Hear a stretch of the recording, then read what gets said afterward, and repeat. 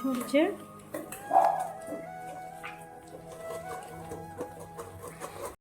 জন্মাষ্টমী, তোমাদের সবাইকে হ্যাপি জন্মাষ্টমী। তো এখন আমি রেডি হয়ে গেছি জন্মাষ্টমীতে। প্রত্যেক বছরের ন্যায় এই বছরও আমি আমার সাধ্যমতো যেরকম পারি, আর কিছু কিছু জিনিস না আমি আমার মন থেকেই করি।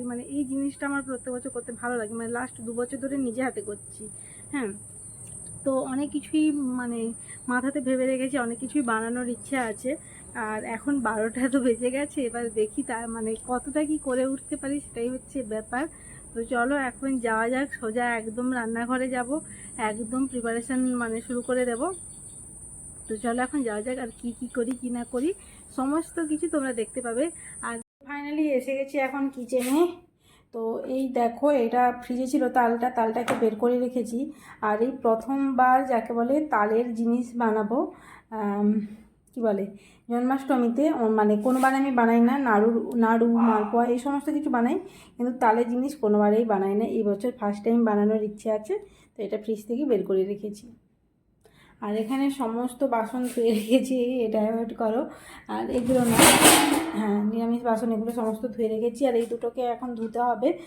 ফার্স্টে একটা জিনিস বানাবো, সবার প্রথমে সেটারই প্রিপারেশন করে রাখতে হবে, কারণ সেটাকে ম্যারিনেট করে ঘন্টাখানিক বা আধ ঘন্টা মতো রাখতে হবে। সেই কারণে এটাকে ধুতে হবে। কী সেটা তোমাদের বলে দিচ্ছি।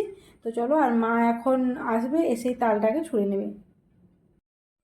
এখানে আমি সুজিটাকে একটা গ্লাসে ঢেলে নিচ্ছি, আর এখানে আমি বানাবো মালপোয়া। আর মালপোয়া যেহেতু সাথে সাথে তো বানানো যায় না, তোমরা জানো, সেই জন্য কিছুক্ষণ তো রেখে দিতে হয়। এটা আমি আধ ঘন্টা বা 1 ঘন্টা মতো যতটা সময় হবে রেখে দেবো। সেই জন্য একটা কাঁচের গ্লাসে আমি ময়দা আর কী বলে ওটাকে, সুজিকে আমি ভালোভাবে মেপে নিয়েছি।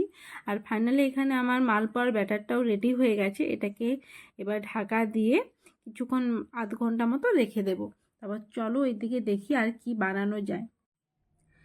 তো ব্যাটারটা ওখানে রেডি করার পর এখানে আমি এসে গেছি তাল ছুঁড়তে।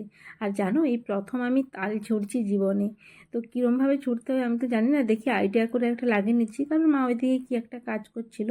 আর এইবারে যেন খুব মন হয়েছিল ঠাকুরকে তালের কিছু দেব। সেই জন্য ভাবলাম যে তালের বড়া ওটাই বানিয়ে দিই ঠাকুরের জন্য। আর ওটা আমি মোটামুটি ভালো বানাতে পারি, সেই জন্য ওটা বানাচ্ছি। আর এখন তালটাকে ছুঁড়ে নিচ্ছে, আর মা ওইদিকে দেখো ভালো করে মুছে নিচ্ছে, কারণ ওখানে বসবে তালটা ছুঁড়তে। তো ফাইনালি দেখো তালটা আমার ছোড়া হয়ে গেল। বাস রে, দেখি কতগুলো বেরিয়েছে। ও, 3টে বেরিয়েছে। ওদিকে তালের খোসাগুলো তো ছাড়িয়ে নিয়েছি, তারপর মাকে দিয়ে দিয়েছি তালটা ছুঁড়তে। ততক্ষণ এইদিকে আমি নাড়ুর প্রিপারেশানগুলো বরং শুরু করে নিই। তো আমার তো এখানে তিলটা ভালো করে ভেজে নিয়েছি, গুড়টাও পাক দিয়ে দিয়েছি। এবার তিলগুলো এর মধ্যে দিয়ে দিচ্ছি, বানাচ্ছি তিলের নাড়ু। তো চলো ভালো করে এটাকে পাকাতে থাকি। এখন বেশ পাকানো হয়ে গেছে, নাড়ুটা আমার তৈরি। এবারে শুধু নাড়ুটা বানানোর অপেক্ষায়। তো একটু ঠান্ডা হোক, এটাকে বরং একটু রেখে দিই, ঠান্ডা হওয়ার পরে তারপর নাড়ুটাকে বানিয়ে নেব। তো এখানে এখন মা তাল ছুঁড়ছে।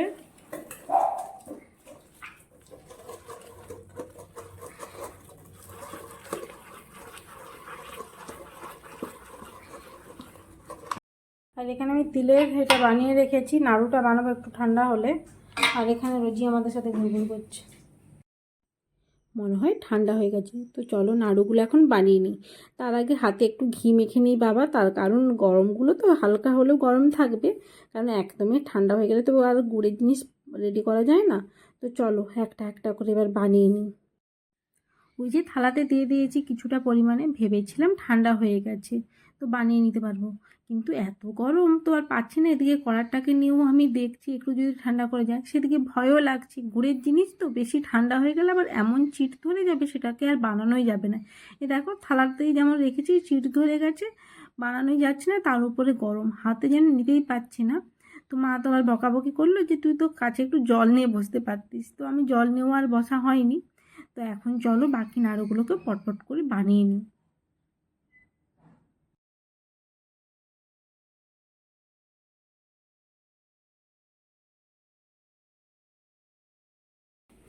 তো এখানে আমার তিলের নাড়ুও বানানো হয়ে গেছে, আর এখানে মায়ের তাল ছোড়াও হয়ে গেছে। এবারে এখানে মালপোয়াটাকে যেখানে রেখেছিলাম এতক্ষণ ধরে, এবার মালপোয়াটা বানিয়ে নিই।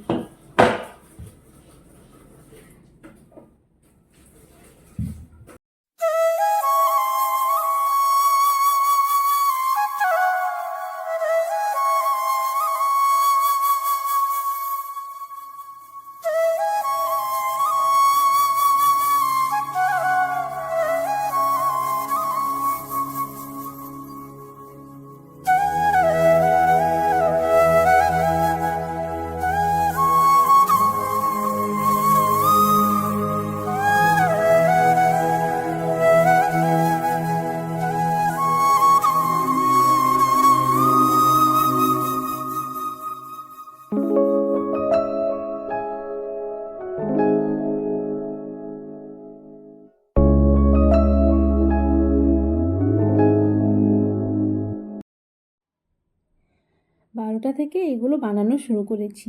তো মনের মধ্যে তো একটা ভয় ছিল, ঠাকুরমশাই আসবে বলেছে ওই 3টে 3:30 নাগাদ। তো ভেবেছিলাম যে সময়ের মধ্যে সমস্ত কিছু মনের মতো যা যা বানাতে চেয়েছি ঠাকুরকে দেবো ভেবেছি, সব কিছু বানাতে পারবো কি না। তারপর ওই যে বলে না, ঠাকুর যেটা চায় সেটা তো হবেই। তো 1.5 থেকে 2 ঘন্টার মধ্যে আমার সমস্ত কিছু এগুলো কমপ্লিট হয়ে গেছে। তো চলো এখন এগুলোকে ভালো করে সাজিয়ে নিই থালার মধ্যে। ওই দেখো, তালের বড়া আর মালপোয়াটাকে আমি এইভাবে সাজিয়ে নিয়েছি। এবারে আর একটা ওই যে থালা রেখেছি ওটার মধ্যে এবারে নাড়ু সাজাবো। তো ফাইনালি এখানে মালপোয়া তালের বড়াটাকে এইভাবে মানে সাজিয়ে নিয়েছি। আর এখানে তিলের নাড়ু আর খই, এটা দাদা বাজার থেকে কিনে এনেছিল। এমনি শুকনো খই আনতে বলেছিলাম, ওটাকে দিয়ে খইয়ের যে কী বলে ওটাকে, মোয়া, ওইটাই বানানোর মানে ইচ্ছে ছিল, কিন্তু ওই রকম খই পাওয়া যায়নি বাজারে। এখন এইরকমই খই পাওয়া যাচ্ছিলো, তো ওইটাকে এমনি নর্মালি এখন দিয়ে দিয়েছি। আর এখন নারকেল নাড়ু করতে বাকি, নারকেল নাড়ু বানাবো। এইভাবে এরকম কলাপাতা ঢাকা দিয়ে রেখেছি। আর এইগুলো কি জানো, ফার্স্টবারে করেছিলাম, একটু পাতলা হয়ে গিয়েছিলো, সেই কারণে এরকম হয়ে গেছে। এগুলো আর দিচ্ছি না, আর এগুলো ফেলেই দিতে হবে, কারণ কীরকম হয়ে আছে। আর শুধু করতে বাকি আছে কী বলে নারকেলের নাড়ু। আর করবো ওইটা একটুক্ষণ পরে, তার কারণ মা এখানে ভাত বসে দিয়েছে, কারণ অলমোস্ট এখন 2:30 বাজতে যায়। তো ভাত না করলেও দেরি হয়ে যাবে, তো ভাত এখানে বসে দিয়েছে, মানে ভাত আর কি হচ্ছে গো মা? ভাত আলু পটল সিদ্ধ, ডাল। ভাত আলু পটল সেদ্ধ, ডাল আর সুজনি শাক ভাজা, না সুজনি শাক ভাজা, হ্যাঁ সেই নিরামিষ। আর এখানে রোজি শুয়ে আছে, তখন থেকে আমাদের পেছন পেছন ঘুরতেছিল, অবশেষে ও টায়ার্ড হয়ে এখানে শুয়ে পড়েছে। আর এই দেখো বাইরে বৃষ্টি পড়াও শুরু হয়ে গেছে। প্রত্যেক বছর জন্মাষ্টমী মোটামুটি হবেই বৃষ্টি, এটা ম্যান্ডেটরি আছেই। আর রোজি ভীষণভাবে চিল্লাচ্ছে, তার কারণ হনুমান এসেছে। তখন থেকে ভীষণই টায়ার্ড, একটু রেস্ট নেবো, জল খাবো, আর তারপরে কী বলে নারকেল নাড়ুটা করে নেবো। নারকেলটা কুড়তে হবে, মা বোধহয় কুড়ে দেবে নারকেলটা। আর যদি মা যদি মানে একটু দেরি হয়ে যায়, কারণ ঠাকুরমশাই আসবে বলেছে ওই 3টে 3:30 নাগাদ। এখন বেজে গেছে কটা জানো? ও বাবা, 2:43 বেজে গেছে। তো আমি দেখি নারকেলগুলো বরং কুড়েই নিই, কারণ নাড়ু করতে মানে নাড়ু বানাতে টাইম লাগবে, পাকাতে না। গেটের আগের দিকে কেন বসে আছো? হ্যাঁ কি হলো, কি কি হলো, কি হলো, কি হলো, কি হলো ম্যাডাম? ও ম্যাডাম, কি কি কি কোথায় যান? না, এদিকে নারকেলগুলোকে বরং কুড়েই রেখে দিই রেস্ট না নিয়ে, কারণ 2:43 তো অলরেডি বেজেই গেছে তোমাদের যেমনটা বললাম। আর ঠাকুরমশাই যদি চলে আসে নারকেল নাড়ু তো আমি দিতেই পারবো না, আর মনটা সত্যিই খুঁতখুঁত করবে। নারকেল নাড়ুটাই শুধু বাকি আছে, যদি না দিতে পারি ওটার জন্যই মনটা কিরম লাগবে। আর তো চলো ফলগুলোকেও এখন কেটে নিচ্ছি, তার কারণ অলমোস্ট 3টে তো বাজতেই যায়। তো এখন কেটে নিয়ে রাখলে কাজটা অনেকটা এগিয়ে থাকবে। তো চলো ঝটপট করে কাজগুলোকে এই কী বলে ফলগুলোকে কেটে নিই।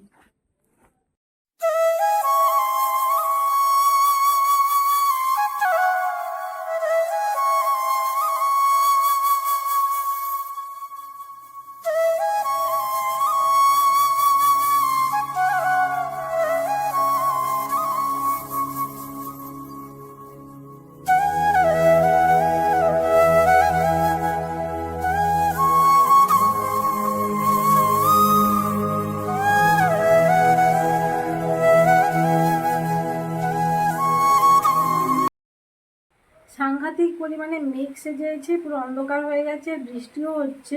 আর এই সময় ঠাকুরমশাই পুজো করতে এসেছে, মানে আমাদের পাশের বাড়িতে পুজো হচ্ছে শোনা যাচ্ছে। তো এবারে আমাদের বাড়িতে আসবে, এগুলো ঝটপট করে যাই এবার নিচে। মা দেখি ওইদিকে ফুল তুলসী দূর্বা এই সমস্ত তুলে রেখেছে, আরও ঠাকুরের ওখানে জোগাড় করছে। ততক্ষণ আমি ভাবলাম যে আমিও প্রসাদগুলো হাতে হাতে এগিয়ে দিই, তাহলে অনেকটা মানে ঠাকুরমশাই আসার আগে সমস্ত কিছু রেডি হয়ে থাকবে। বৃষ্টি শুরু হয়ে গেছে, মন্দিরে সমস্ত কিছু দিয়ে এসছি। আর মা প্রদীপ সাজছে। হ্যাঁ হ্যাঁ শাক নিয়ে আসছি, ও ওখানে রয়ে গেছে। তো এখানে সমস্ত কিছু এভাবে সাজিয়ে রেখে দেওয়া হয়েছে ঠাকুরমশাই আসার অপেক্ষাতে। এই যে দাদাবার মিষ্টি আর বোধহয় রাবড়ি বা দই বা ক্ষীর টাইপের কিছু একটা নিয়ে এসেছি, ওটাও দিয়ে দিয়েছি।